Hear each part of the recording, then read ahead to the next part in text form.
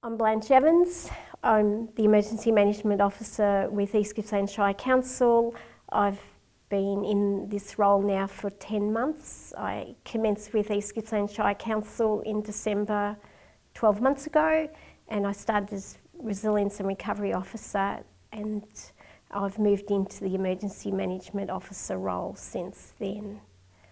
Because I've lived in the area for such a long time, like 42 years in East Gippsland, I know the climate, I know the weather pattern, and I know the vegetation. I know when things are becoming exceedingly dry. I also, while I've been with East Gippsland Shire Council, acted as the Drought Assistance Officer, so I was more than aware the impact of low rainfall, and then with the pending forecast by the Bureau of Meteorology that we were going to be in for a long, hot summer, it was becoming very obvious that we may be in for a bad fire season. Bearing in mind that we've been very lucky, we've had some fires in the landscape of East Gippsland, but not large areas of East Gippsland have been impacted for many years, which means that your growth and your foliage was building up, and that, as well as the severe dryness that we've been experiencing over the last 3 years, was potentially a catalyst for a bad fire season. I think the first defining moment of this whole fire season was in November, when we had a 40-degree day, and then at approximately 7 p.m. at night, we had this huge change come through with winds that were really quite unbelievable. But with that change, there was no rain, but lots of lightning. So my first thoughts were, oh my God, where are the fires going to be? So the next morning I came in and I found that there had been 16 lightning strikes across East Gippsland. That afternoon I came up to the Bansdale Delp, where they already set up an ICC, and I spoke to the planning officer, and she looked at me and she goes, yep, this is going to become a campaign. That was probably the first defining moment. After that, it was we had then Spike Day coming up, and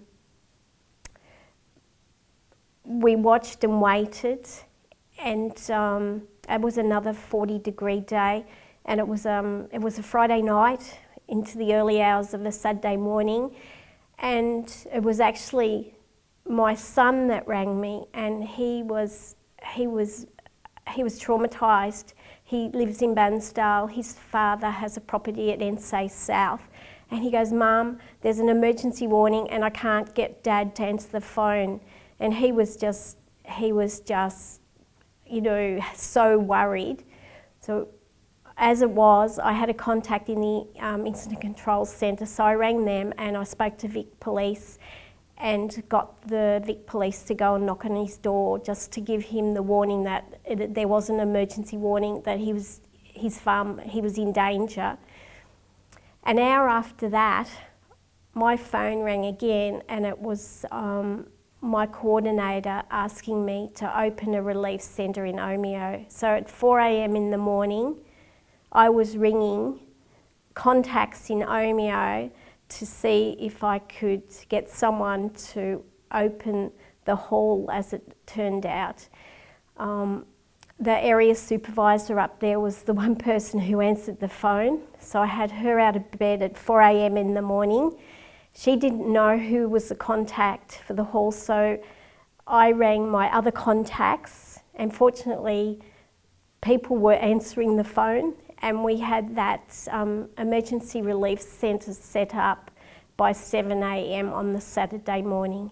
and that was the start of, I guess you could call the roller coaster. In the next week, 10 days, we opened and closed 8 relief centres. One at Delegate, we had one at Ken River, we've had them at Orbost, 2 in Bairnsdale, Wellington, like at Sale for Wellington Shire. Even Latrobe opened a relief centre for East Gippsland communities so that they had somewhere to go. But all up there was 8 relief centres that we opened and closed. And that sounds simple, but it's, you know, these centres have to be staffed 24/7, a rolling, rotating roster. We had staff travelling across East Gippsland into areas that we were a little bit, you know, you had to be aware that they weren't in danger. And that's been the scenario ever since. Once we get past that relief stage and people start moving back into their communities or start moving into what will become a new norm, because life as they know it won't be the same. Once you've had an impact or fires to this degree in your community, your life's not going to be quite the same. So people come back in and they have to adjust to the new norm, and this is part of their recovery. It's actually coming to terms and adjusting that this is their new normal. Once they start to adjust to that, that's their first step into recovery. Well, recovery is something that's that each community needs to go through. Recovery is also can be different for each community, but I think in particular a community is probably more likely to recover. Well, from my observations, the communities that seem to be able to move into recovery far more quickly and with ease are the communities who have built that resilience before the event. They have planned, they've planned for what if, when, and what we're going to do afterwards. They already have processes in place, and they have community members who can take on those leadership roles and guide others towards rebuilding.